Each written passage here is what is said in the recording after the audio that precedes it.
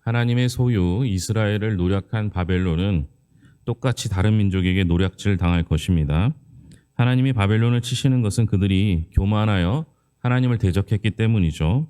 한편 하나님께서는 자기 백성을 징계하시는 중에도 다시 돌아올 거라는 소망의 여지를 남겨 놓으십니다. 지금은 비록 흩어졌지만 이스라엘은 하나님이 마련하신 푸른 초장으로 다시 인도될 하나님의 양떼입니다. 하나님의 백성을 노략질한 바벨론 역시 똑같은 화를 당하게 되는데요. 하나님의 소유를 노략질한 바벨론은 장차 어떻게 될지 11절부터 13절 말씀에 나와 있습니다. 11절부터 13절까지 같이 읽겠습니다. 나의 소유를 노략질하는 자여, 너희가 기뻐하고 타작하는 송아지같이 발굽을 구르며 군마같이 우는도다. 그러므로 너희의 어머니가 큰 수치를 당하리라. 너희를 낳은 자가 치욕을 당하리라. 보라, 그가 나라들 가운데 마지막과 광야와 마른 땅과 거친 계곡이 될 것이며 여호와의 진노로 말미암아 주민이 없어 완전히 황무지가 될 것이라. 바벨론을 지나가는 자마다 그 모든 재난에 놀라며 탄식하리로다. 아멘. 바벨론이 이스라엘을 노략한 대로 그대로 다른 민족에게 약탈당할 것을 이야기하고 있습니다. 바벨론은 마치 타작마당의 송아지가 곡신단을 밟아 나다를 떨듯 다른 민족을 짓밟고 약탈했습니다. 그러면서 바벨론은 교만하게 자기 힘을 자랑하며 기쁨에 도취하여 승리의 환호성을 내질렀죠. 그러나 하나님은 이런 바벨론의 교만을 절대 좌시하지 않으십니다. 바벨론은 그들이 행했던 그대로 페르시아에 의해 당할 것인데요. 바벨론 땅은 페르시아에 의해 짓밟히고 황폐하게 될 것입니다. 12절에 보면 너희 어머니는 바벨론의 성을 의인화한 건데요. 즉 바벨론 제국의 근간이 될 만한 바벨론 성이 무너지고 황폐하게 될 것을 의미합니다. 고대 근동을 이끌던 바벨론은 가장 낮은 자리로 추락하여 수치와 모욕을 당하게 될 것입니다. 화려하고 풍요로운 바벨론은 광야와 마른 땅이 되어 더 이상 사람이 살 수 없는 황무지가 될 것입니다. 하나님의 역사에 보면요, 바벨론이라는 이름은 등장하지만 우리 인간의 역사에도 바벨론의 이름은 등장하거든요. 근데 지금은 바벨론이 남아 있지 않거든요. 그러니까 여러분, 이 제국이라고 됐던 곳도 하나님께서 그들을 치시며 흔적조차 남지 않는 게 그게 그 역사에서 증명되고 있어요. 결국 뭐냐? 하나님께서 세상을 통치하신다는 걸 반증하고 있는 것이죠. 그럼 왜 바벨론은 심판받았을까라는 건데요. 14절, 15절 같이 읽겠습니다. 바벨론을 둘러 활을 당기는 모든 자여, 화살을 아끼지 말고 쏘라. 그가 여호와께 범죄하였음이라. 그 지위에서 고함을 지르리로다. 그가 항복하였고 그 요새는 무너졌고 그 성벽은 허물어졌으니 이는 여호와께서 그가 행한 대로 그에게 내리시는 보복이라. 그가 행한 대로 그에게 갚으시는도다. 바벨론이 심판받는 이유는 하나님께 범죄하였기 때문입니다. 바벨론을 향한 공격은 전면적이고 치명적입니다. 모든 궁수가 바벨론 성 안으로 화살을 아낌없이 쏘고 바벨론 성을 둘러싸며 함성을 지르고 결국 바벨론의 항복을 받아낼 것입니다. 이건 단지 바벨론의 힘이 약해서 고대 근동 지역에서 패권을 상실한 게 아닙니다. 하나님께서 바벨론의 죄에 대해 징벌하시기 때문이죠. 이 바벨론은 주변 대적의 힘에 멸망한 게 아니라 하나님의 보복에 의해 멸망했다고 봐야 합니다. 바벨론이 저지른 죄가 구체적으로 본문에 명시되어 있지 않지만 11절에 보면 충분히 유추할 수가 있는데요. 즉 바벨론은 하나님이 쓰시는 심판의 도구였음에도 불구하고 마치 자기가 심판의 주체인 것처럼 착각하며 다른 민족을 유린하고 승리에 취해 떠들었습니다. 바벨론이 자기 본분을 모르고 교만하게 행동한 것이 가장 큰 죄가 되는 것이죠. 바벨론을 한 사람이라고 놓으면요, 우리도 그럴 수 있어요. 우리도 하나님께서 쓰시는 도구인데 하나님이 나를 사용하셨다는 생각을 버리고 내가 한 것처럼 여기는 순간부터 문제가 생깁니다. 목사가 제일 위험하죠. 그러니까 하나님의 일을 맡은 사람이 내가 했다고 생각하는 순간 위험해지거든요. 또한 여러분들도 마찬가지입니다. 누구든지 내가 했다고 생각하는 순간, 교만한 순간 하나님께서는 그 교만을 인정하지 않으십니다. 바벨론이 심판받는 이유는 단순히 이스라엘 백성들을 괴롭혔기 때문이 아니라 교만하게 하나님께 맞섰기 때문이라는 거예요. 그럼 여러분, 우리가 취해야 할 방법은 겸손 외에는 없는 거예요. 내가 한 것이 아니라 하나님이 하셨음을 고백하는 것이 우리에게 필요한 것이죠. 오늘 말씀에서는 단순히 바벨론의 심판을 말하는 것이 아니라요. 여러분, 바벨론이 심판당하면요, 이스라엘에게는 소망이 되겠죠.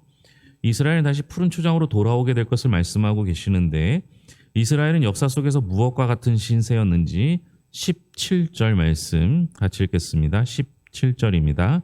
이스라엘은 흩어진 양이라 사자들이 그를 따르도다. 처음에는 아수르 왕이 먹었고 다음에는 바벨론의 느부갓네살 왕이 그의 뼈를 꺾도다.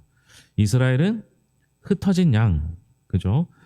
이스라엘은 흩어진 양 같아서 사자들의 유린당하고 쫓기는 처지였다라는 겁니다. 이스라엘은 사자들에게 쫓겨 흩어진 양과 같은 신세였습니다.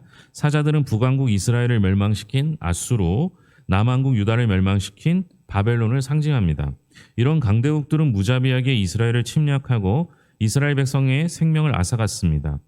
이스라엘이 이렇게 흩어진 신세가 된 것은 거짓 목자에 이끌려 의로운 처소 곧 여호와의 품을 떠났기 때문인 것이죠.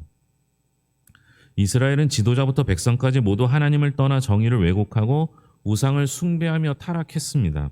그래서 하나님께서는 강대국을 회초리 삼아 이스라엘을 징계하신 것입니다. 우리는 흔히 양에 비교됩니다. 양으로 표현될 때가 많죠. 양은 왜 우리를 양으로 표현하시냐 하면요.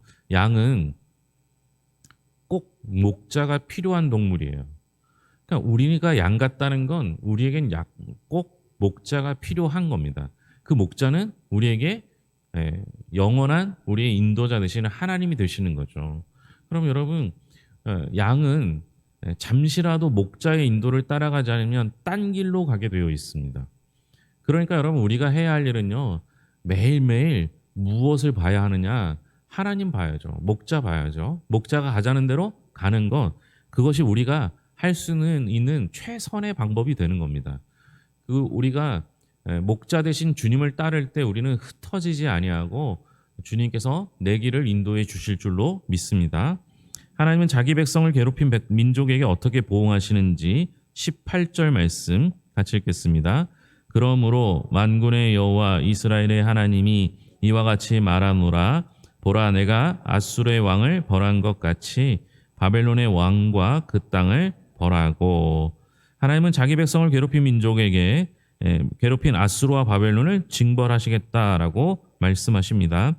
아수르의 수도는 니느웨인데요. 주전 612년에 바벨론, 메대 연합군에 의해 멸망했습니다. 그런데 아수르를 멸망시킨 바벨론 역시 마찬가지로 멸망하게 될 것입니다. 아수르의 멸망을 이끈 주체는 바벨론처럼 보이지만 사실 배후에서 역사하시는 하나님이십니다. 즉 하나님께서 바벨론의 손을 들어 아수르를 멸망시킨 겁니다. 그런데 하나님은 징계의 도구로 사용한 바벨론도 아수르처럼 멸망시킬 것을 예고하고 계십니다.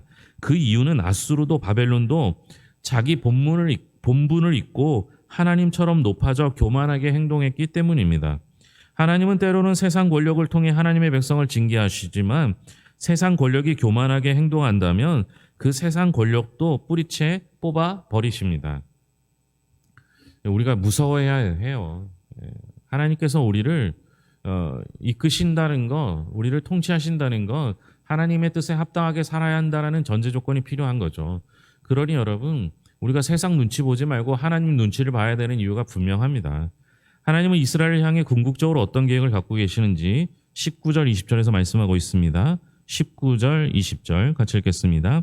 이스라엘을 다시 그의 목장으로 돌아가게 하리니 그가 갈멜과 바산에서 양을 기를 것이며 그의 마음이 에브라임과 길르앗산에서 만족하리라. 여호와의 말씀이니라. 그날 그때에는 이스라엘의 죄악을 찾을지라도 없겠고 유다의 죄를 찾을지라도 찾아내지 못하리니 이는 내가 남긴 자를 용서할 것임이라. 이스라엘을 다시 갈멜과 바산의 푸른 초장으로 돌아오게 하실 것이고요. 또한 그곳에서 용서받고 하나님의 언약 백성으로 살게 될 것입니다. 바벨론의 멸망은요, 이스라엘의 구원과 연결됩니다. 즉 하나님께서는 바벨론을 멸망시키시고 바벨론의 포로로 잡혀있던 유다 백성들을 구원하십니다. 그래서 유다 백성은 다시 이스라엘 목장으로 돌아오게 될 것이며 그곳에서 자유와 생명과 평화와 풍요를 누리게 될 것입니다. 또한 고향에 돌아온 백성은 죄로부터 용서를 받아 참된 영적 자유도 누리게 됩니다. 이는 이스라엘 백성이 더 이상 포로 신분이 아니라 언약 백성의 신분으로 회복되는 걸 의미하는 것이죠. 말씀해 보면요, 이스라엘의 죄가 찾지 못할 거라고 말해요. 왜냐하면 하나님께서 그들을 용서하시기 때문이라는 겁니다. 여러분, 죄는 우리가 없앨 수가 없어요. 이미 지은 죄를 우리가 없애는 것이 아니라 하나님께서 용서해 주셔야 한다라는 건데요. 우리 하나님께서 죄를 용서해 주시면 그 흔적조차 찾을 수 없을 만큼 마치 진홍같이 붉은 재가 양털같이 휘어지는 것과 같은 그런 일들이 벌어질 수 있다라는 겁니다. 이것은 하나님께서 회복시키실 때요, 그냥 공간을 옮겨 놓는 것을 의미하는 게 아니에요. 바벨론 포로에서 다시 유다로 돌아오는 것을 의미하는 것이 아니라 완전한 회복을 뜻합니다. 하나님께서 우리를 회복하시는 그날에는요, 그저 몸만 바뀌고 위치만 바뀌고 생각만 바뀌는 것이 아니라 우리의 모든 영적인 부분까지 회복시키셔서 완전한 회복, 하나님 나라를 누릴 수 있게 만드신다라는 것입니다. 이스라엘은 비록 죄를 범하여 민족들에게 쫓기는 신세지만 하나님 눈에는 여전히 소중한 왕입니다. 제가 야구를 좋아하는데요. 이 충청 지역의 야구팀은 하나 이글스입니다. 하나 이글스가 잘 못해요. 옛날에 잘했는데요. 최근엔 잘 못해요. 그런데 8회만 되면요, 하나 이글스 팬들이 아직 우리 포기하지 않았으니까 너희들도 포기하지 말라. 선수들한테 포기하지 말라고 얘기하거든요. 하나님께서는요, 우리를 한 번도 포기하신 적이 없어요. 우리가 심판을 당할 때에도, 우리가 죄를 범할 때에도요, 우리가 포로로 끌려간다 할지라도, 우리가 영적인 죄에서 무너진다 할지라도 하나님은 우리를 포기하지 않으세요. 우리가 먼저 포기해서는 안 되는 거죠. 하나님 포기하지 않는 한 우리는 반드시 회복의 길이 있음을 기억하셨으면 좋겠습니다. 하나님은 흩어진 양을 다시 푸른 초장으로 인도하시고 초장에 돌아온 양들의 잘못을 용서해 주시되 흔적조차 다 지워버리신다라는 거예요. 우리도 기억하는 그 죄를 우리 하나님은 기억하지 않으신다는 거예요. 그만큼 완전히 회복시키셔서 하나님 나라에서 참된 기쁨과 평안을 누리게 할 줄로 믿습니다. 기도하겠습니다. 하나님 아버지 감사합니다. 오늘 말씀을 통해서 하나님께서 이 세상을 주관하시는 분이심을 또 한 번 보게 되었습니다. 하나님 붙잡아 주셨고 인도하여 주셔서 세상을 통치하는 분이시니 우리가 하나님을 의지하는 것이 최선의 방법임을 깨닫고 날마다 하나님 바라보며 하나님의 인도하심 따라 살아가는 양과 같은 존재가 되게 하여 주시옵소서. 우리에겐 꼭 목자가 필요한데 그 목자는 세상을 통치하시는 하나님이시며 영원하신 하나님이십니다. 하나님이 인도하는 그 길을 따라 가게 하여 주셔서 좋은 길, 평탄한 길, 하나님께서 인도하시는 바른 길 가게 하여 주시옵소서.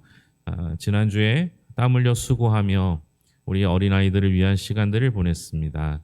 온 성도들이 함께 협력하며 기도하며 참여하여 아이들에게 귀한 시간을 만들었습니다. 하나님, 이 아이들이 평생 주님을 의지하는 자로 자랄 수 있도록 인도하여 주셨고 추억 속에, 기억 속에, 마음 속에 새겨두게 하여 주셔서 이것이 쌓여 믿음이 되게 하여 주시옵소서.